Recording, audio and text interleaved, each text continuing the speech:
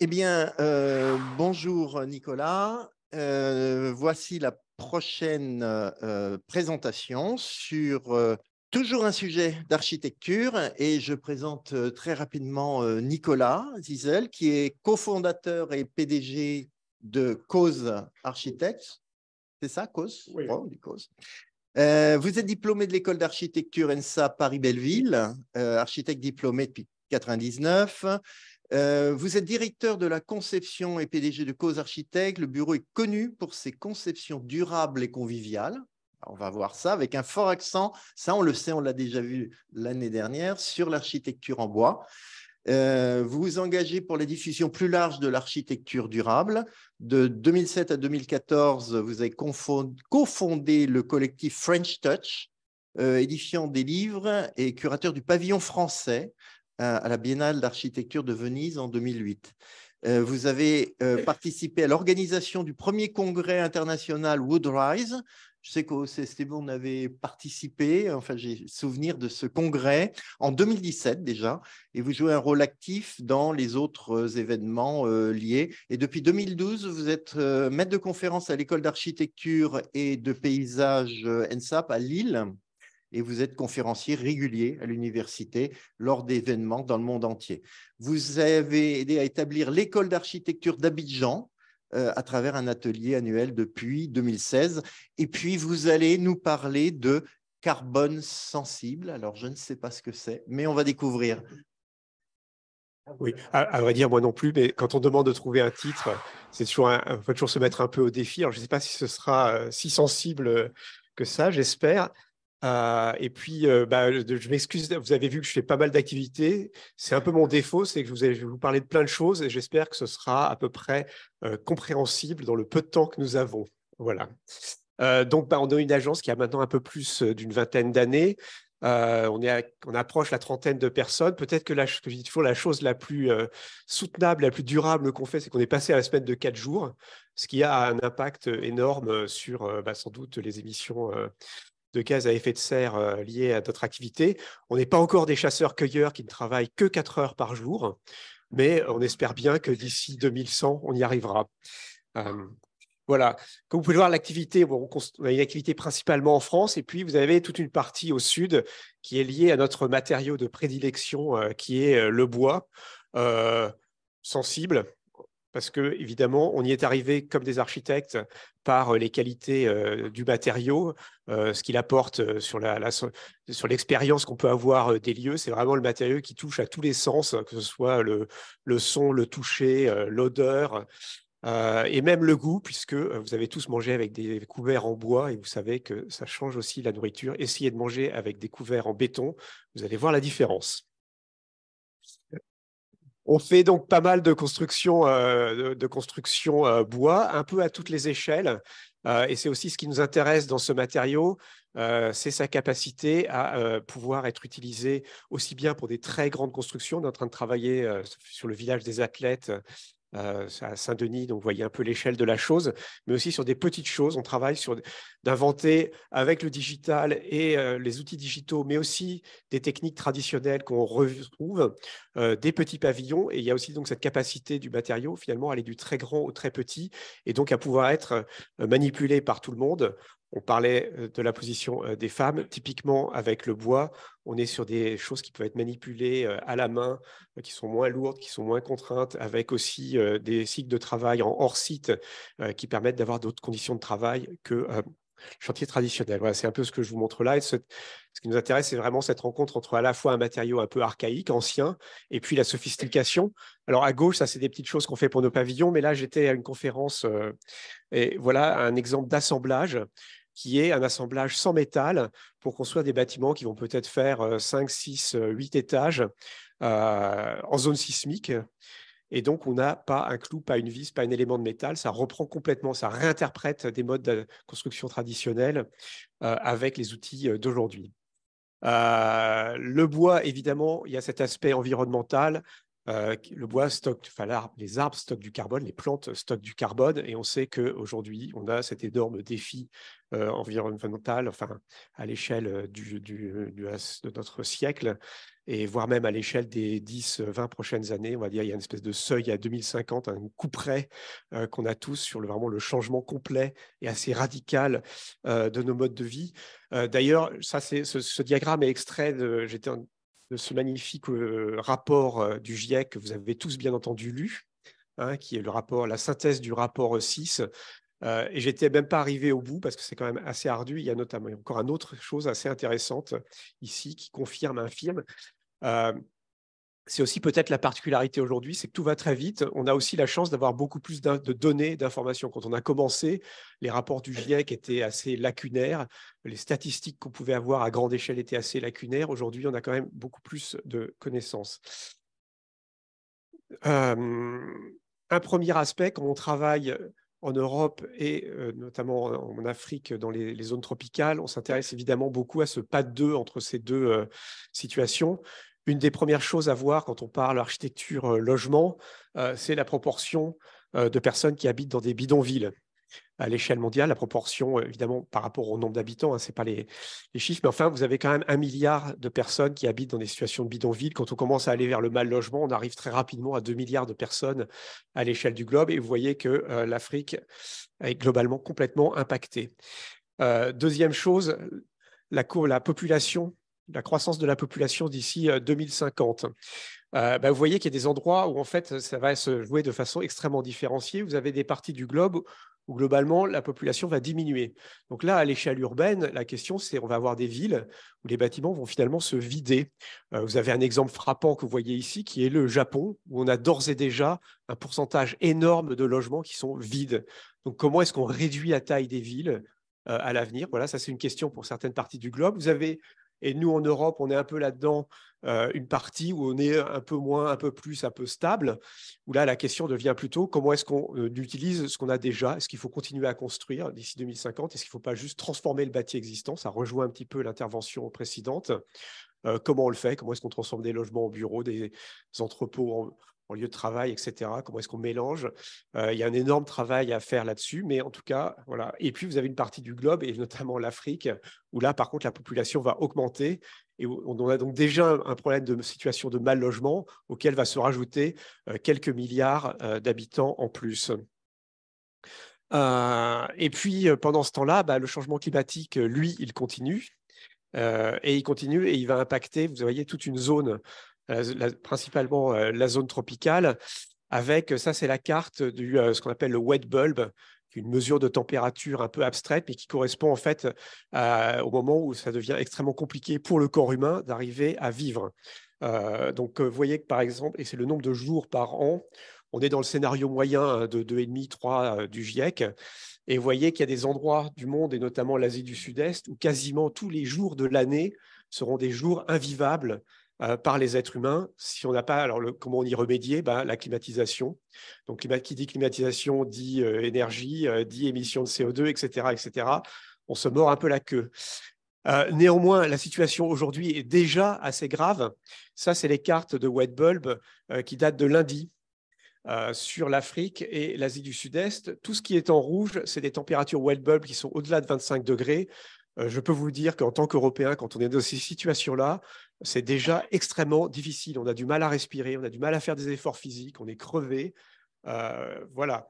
Il y a quand même une grosse partie de la population mondiale qui vit aujourd'hui dans ces conditions. Et évidemment, ça ne va pas s'arranger.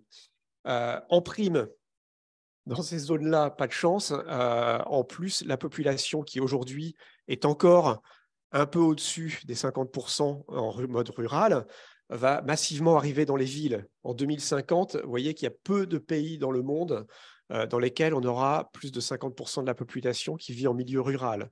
Donc la question de l'adaptation au changement climatique des villes est vraiment importante. La première chose qui est assez évidente, c'est que la plupart des villes se développent aujourd'hui de façon extrêmement minérale, il faut massivement planter.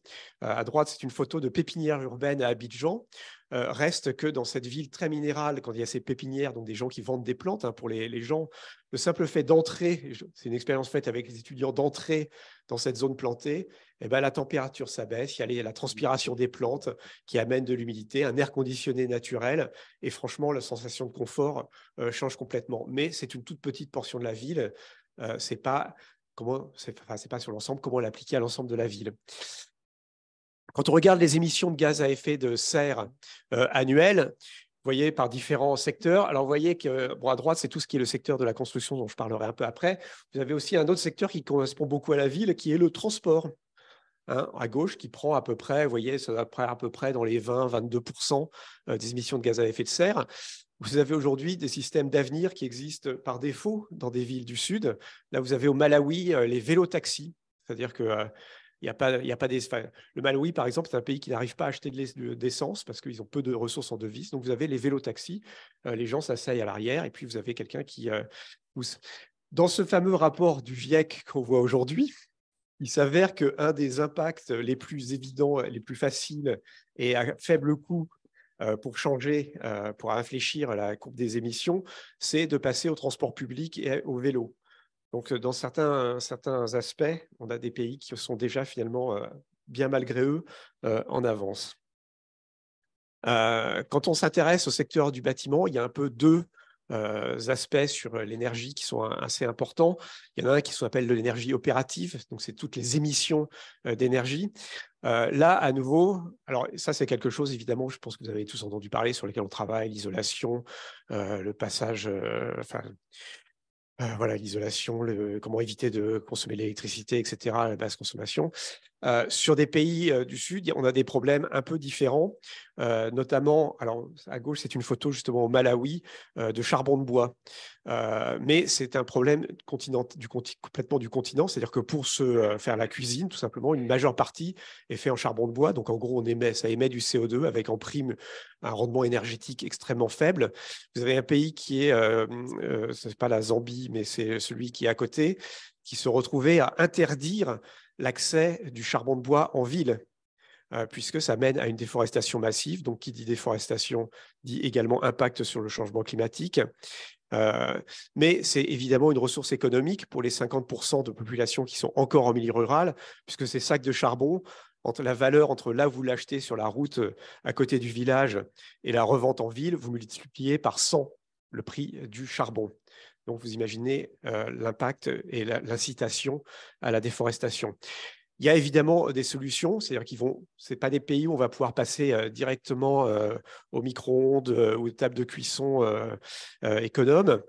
Et par exemple, dans un hôpital au Cameroun, on est en train de mettre en place un biodigesteur, donc pour créer du gaz à partir des résidus organiques, que ce soit les toilettes ou même toute la coupe, enfin la taille des arbres, les feuilles qu'on ramasse, etc.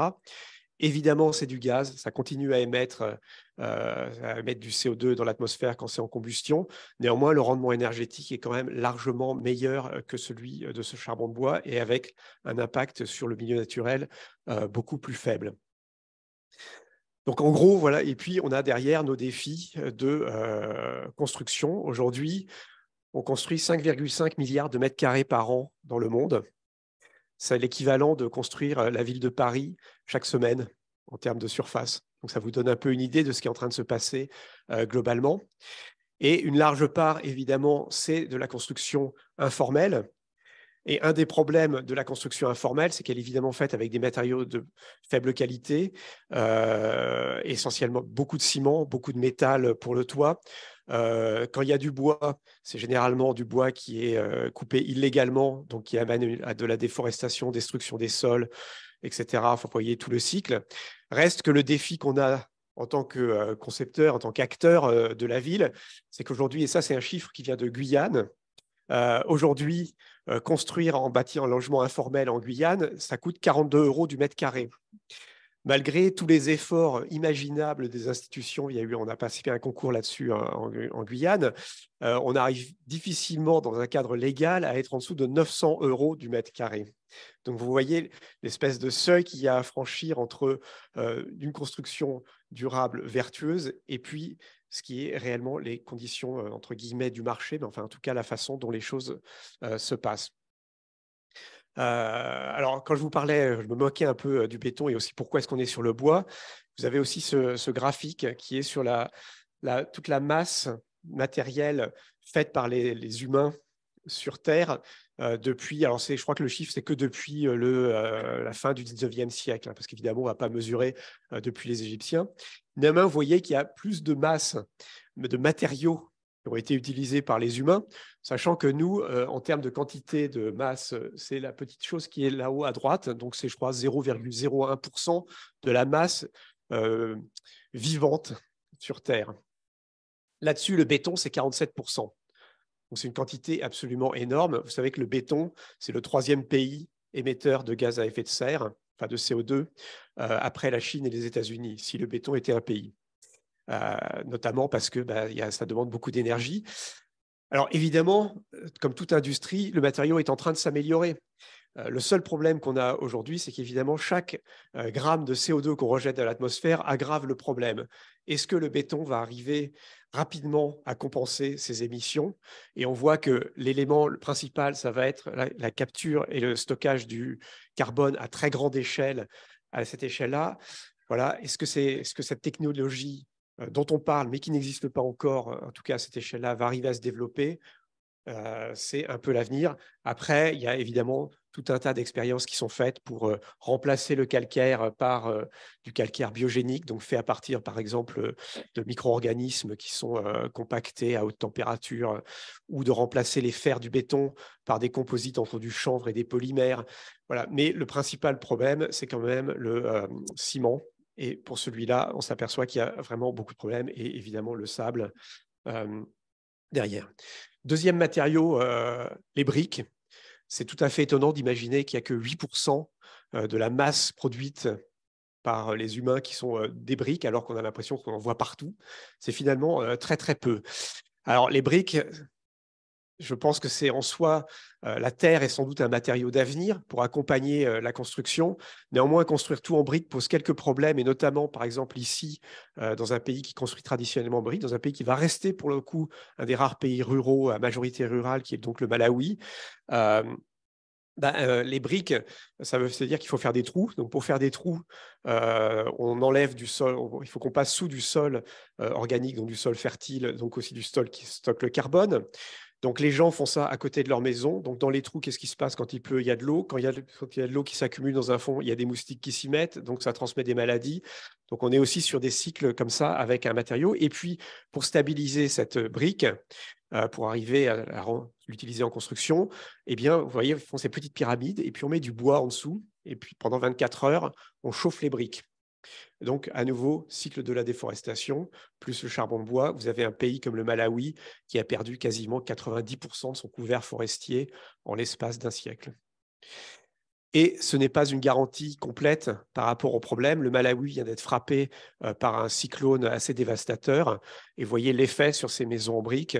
Tout simplement, avec la pluie, comme c'est des maisons qui ont peu de fondations, parce que faire des fondations en briques, ce n'est pas forcément très facile. Les maisons se sont effondrées massivement et on a des problèmes comme ça. Après, vous avez les végétaux. Alors, les végétaux, ça tombe bien, ça représente 82% de la masse vivante sur Terre. Et quand on dit vivant, c'est naître, mourir, renaître. Donc, c'est a priori une source renouvelable. Sur ces végétaux, aujourd'hui, ce qu'on utilise en construction, vous avez le bois et puis vous avez les fibres. Il y a très clairement, et pour l'instant, ça, vous voyez, à l'échelle de ce qu'on a utilisé, c'est bois, verre, plastique, c'est 2% des matériaux accumulés depuis plus d'une centaine d'années, enfin depuis 150, 200 ans. Donc vous avez le bois, vous avez les fibres. Il y a pas mal de réflexions en cours. et ça en tant qu'ingénieur, enfin en tout cas étant dans une école d'ingénieur, je vous encourage à aller dans cette voie, sur qu'est-ce qu'on peut faire avec les fibres qui sont utilisées, vous voyez, traditionnellement, par exemple, sur cette case en Guyane pour faire la couverture, mais est-ce qu'on ne peut pas développer des nouveaux matériaux à base de fibres? Il y a des gens qui se posent sérieusement la question de créer des composites à base de fibres qui puissent remplacer le bois, tout simplement pour garder un maximum de stockage de carbone sur pied et plutôt utiliser des feuilles, des herbes, des branchages pour les fibres. Ah. Alors, ça s'est déconnecté. C'est-à-dire, j'arrive plus à passer.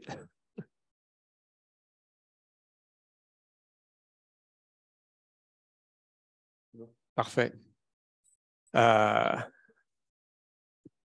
Alors voilà la formule, bravo, la fameuse formule de la photosynthèse, mais c'est vraiment ce miracle quand même de ces 82% d'espèces vivantes sur Terre qui ont inventé ce truc absolument génial en prenant du CO2 et de l'eau avec l'énergie du soleil pour faire du glucose et de l'oxygène.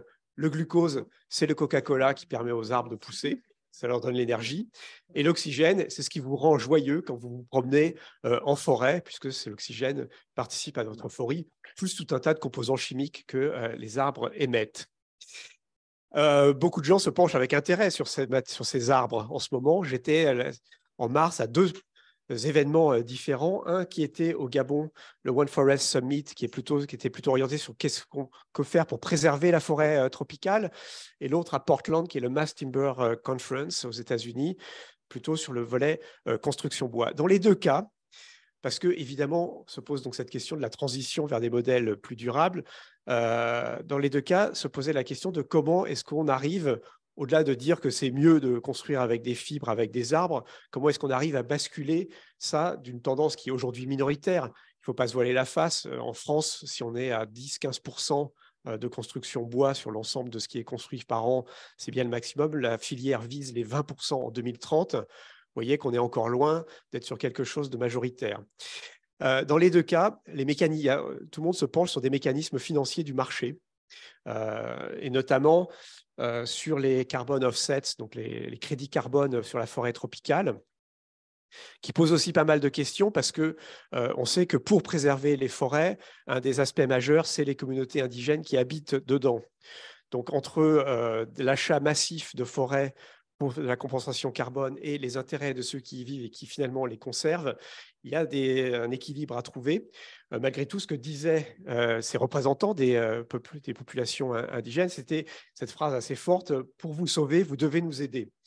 Reste que le crédit carbone sur la forêt, aujourd'hui, c'est 10 à 30 $ en forêt tropicale contre 100 $ alors je ne sais plus, par tonne de CO2 épargné dans les forêts européennes. Ça tient à un facteur assez simple, c'est que c'est un investissement. En Europe, on a une stabilité politique, des institutions, etc., qui garantissent que cet investissement est d'une part réel, crédible et durable. Dans des pays où il y a des régimes politiques qui sont questionnés, ou des pratiques aussi sur la gestion, etc., sont questionnables, le crédit, la crédibilité, on va dire, du crédit est forcément inférieure. Et donc, finalement, des gens qui protègent des forêts qui sont plus importantes pour notre avenir vont toucher moins d'argent que nos forêts, nous, qui sont gérées de façon plus, on va dire, de façon plus, excusez-moi, j'ai oublié mes mots, plus qui sont gérées, qui sont gérées plus normalement.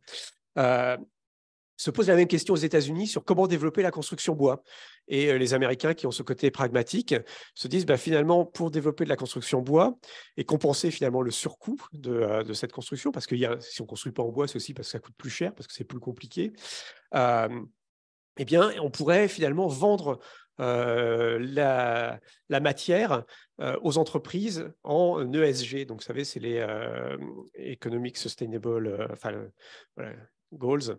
Donc, ça permet aux entreprises de compenser leur crédit carbone. Donc, ils se posent très sérieusement la question de valoriser, en fait, d'une part, de valoriser le bois qui est dans la construction par des crédits carbone d'entreprise. Ce qui nous intéresse aussi, alors peut-être des choses. Là, on est complètement aussi en rapport avec une autre façon de voir les choses qui se développe, qui est le cadre mondial sur la biodiversité, qui a été mis en place par on va dire le cousin du GIEC, qui est l'IPBES, donc sur les écosystèmes, et qui en gros dit il y a 4 façons, 4 valeurs qu'on peut donner à la biodiversité. Alors, celle dont on vient de parler, c'est un peu living from, c'est vivre de ce que produit la biodiversité, donc d'utiliser les ressources naturelles, et donc typiquement le bois ou les fibres dans la construction. Il y a living in, qui est de prendre conscience qu'il y a une valeur à habiter aussi dans des environnements où la biodiversité est active.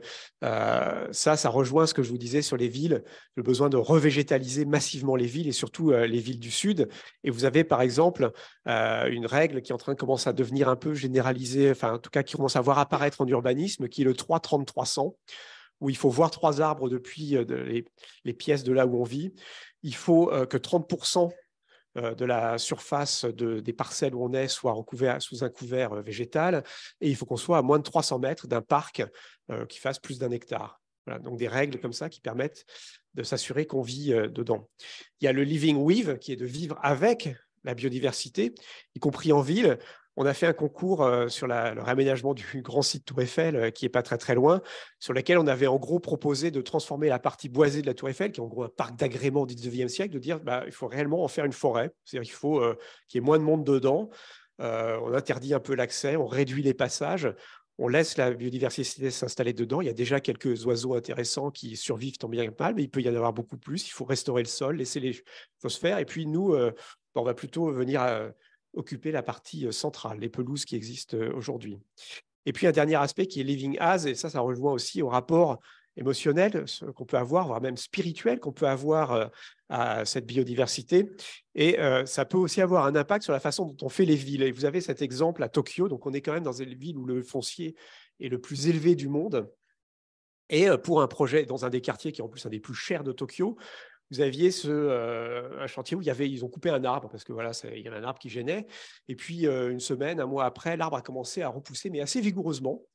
Et donc les Japonais, qui ont un rapport comme ça un peu animiste à la nature, se sont dit il doit y avoir un esprit dans cet arbre qui ne veut pas partir et qu'on a dérangé. Donc ils ont fait une cérémonie avec un prêtre shinto pour s'excuser auprès de l'arbre de l'avoir dérangé. Très sérieusement, et c'est pour ça que vous avez la petite barrière en corde autour, hein, ça veut dire qu'il y a un esprit qui est là. Et puis, deuxième décision qu'ils ont prise, ils ont reculé le bâtiment pour laisser de la place à l'arbre.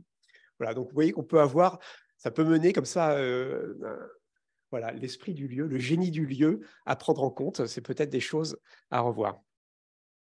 Sur cette histoire de construire avec du bois, vous avez vu qu'il y a, en tout cas avec des fibres, c'est un gros enjeu.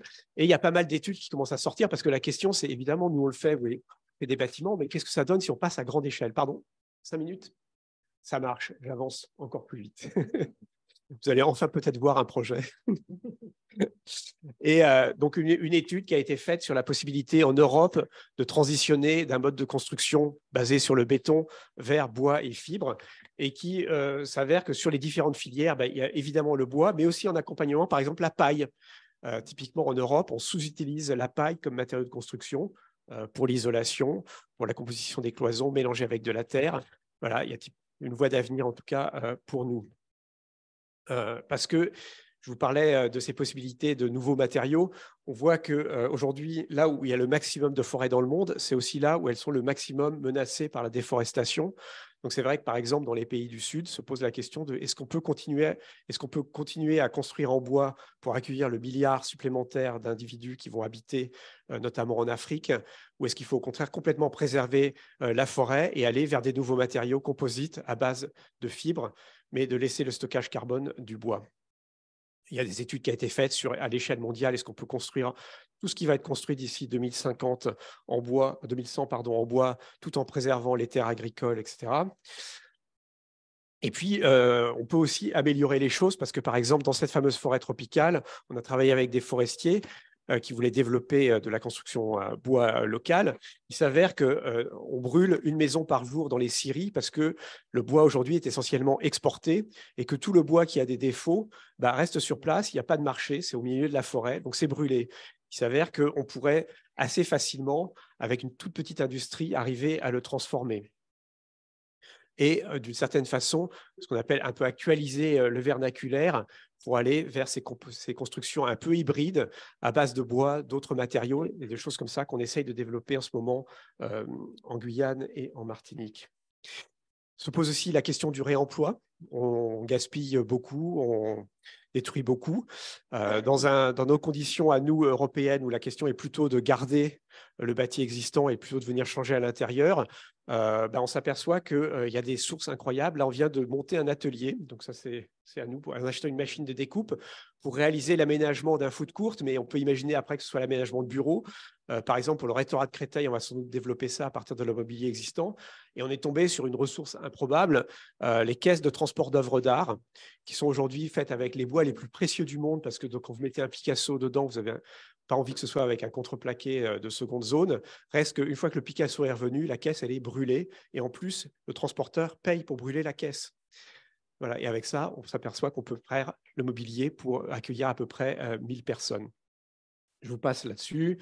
J'ai quand même parlé d'un bâtiment sous l'aspect de un peu la réglementation et le cadre dans lequel on est, le cadre qui structure aujourd'hui un peu la pensée de tout le monde dans le monde de la construction, qui est la RE 2020, qui a cet avantage d'aller beaucoup plus loin que finalement les précédentes réglementations, puisqu'elle introduit cette notion de la capture carbone dans les matériaux de construction. Alors évidemment, elle laisse de côté plein de choses. À côté, vous avez 2 autres référentiels. Vous apercevez que si on veut faire un référentiel bâtiment durable, il y a énormément de paramètres à tenir en compte et que finalement, elle ne prend en compte que 1, 2, 3, 4 paramètres sur 20 de ce qui pourrait être une vision la plus holistique possible. On a fait l'exercice sur des bâtiments qu'on a construits de regarder si on les passe à cette fameuse RE 2020 pour voir le résultat, qu'est-ce que ça donne. Donc ça, c'est un premier des logements en bois qui donc ont été livrés en 2013 à Paris.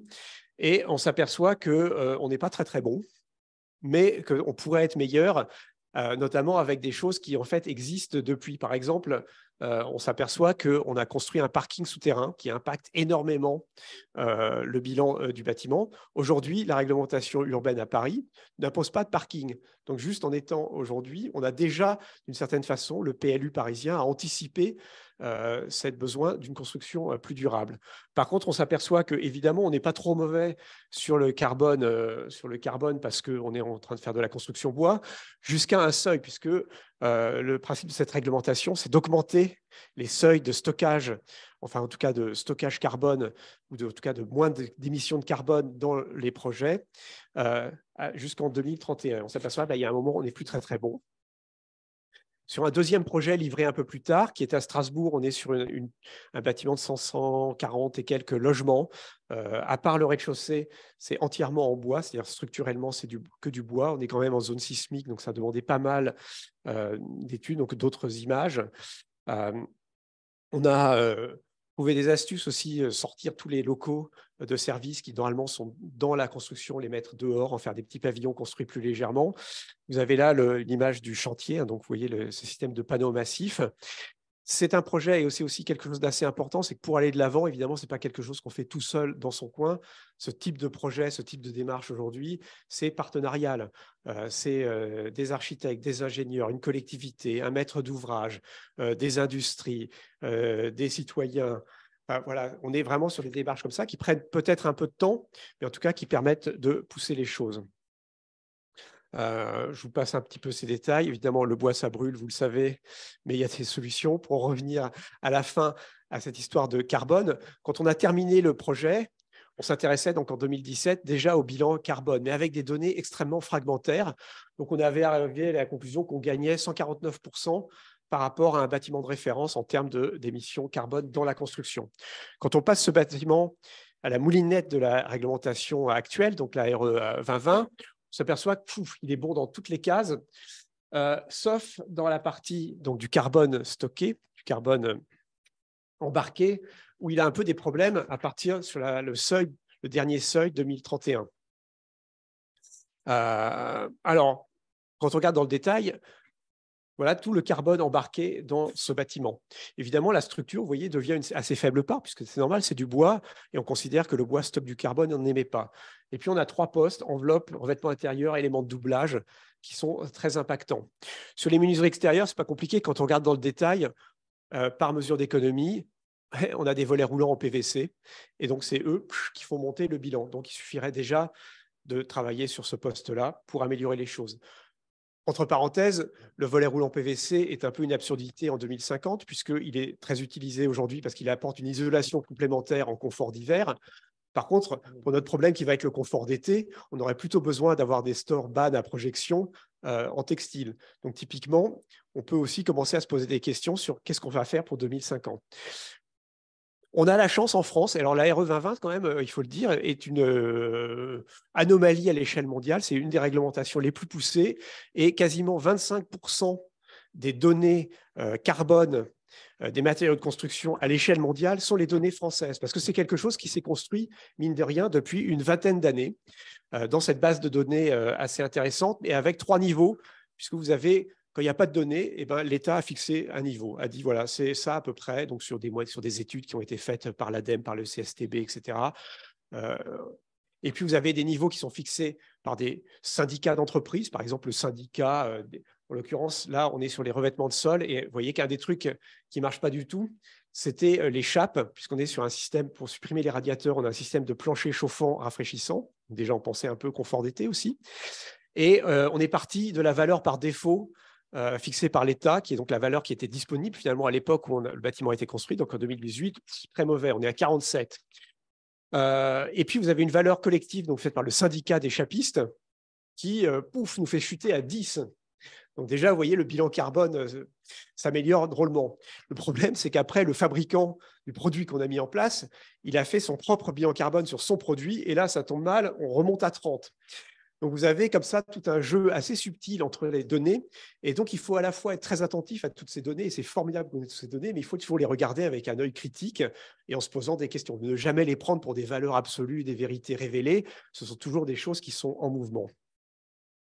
Et peut-être, enfin, dernière chose qui peut aussi vous intéresser, c'est qu'on se pose aussi évidemment la question du coût de ces bâtiments par rapport à des bâtiments classiques. Donc, on a fait aussi cet exercice, mais vous l'aurez sur 3 bâtiments qui sont en bois, donc Sensation, qui est donc 100% structure bois, un bâtiment, Le Moulon, qui est des résidences étudiantes, où on a un peu un noyau béton pour les circulations, le reste est en bois. X24, qui est un projet de bureau, donc pareil, avec des noyaux béton, des planchers bois, et puis un projet qui est plutôt la tendance du moment, qui est des logements à Fontenay, où on est sur du poteau dalle béton et des façades en bois. Donc évidemment, ces bâtiments ont des impacts environnementaux complètement différents, mais on voit aussi que finalement, quoi qu'on fasse en bois, on est toujours un peu dans cette espèce de fourchette. Vous voyez qu'on est dans entre 2020 et 2120 euros du mètre carré de surface de plancher.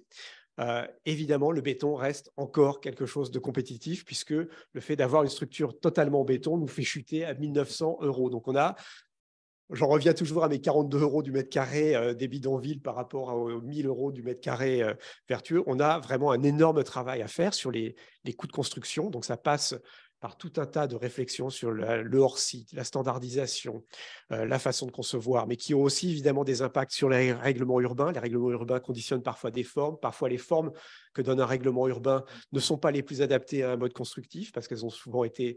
Elles sont héritées de l'histoire, elles sont héritées d'autres modes de fabrication. Donc, il y a toute une réflexion à mener là-dessus qui est tout à fait stimulante et dont vous serez évidemment partie. Merci. Bravo. Merci pour cette magnifique présentation. Jean-Philippe Rameau a parlé des forêts paisibles, mais là, je crois qu'on est plutôt dans les forêts sensibles ou le bois sensible. Donc, merci encore.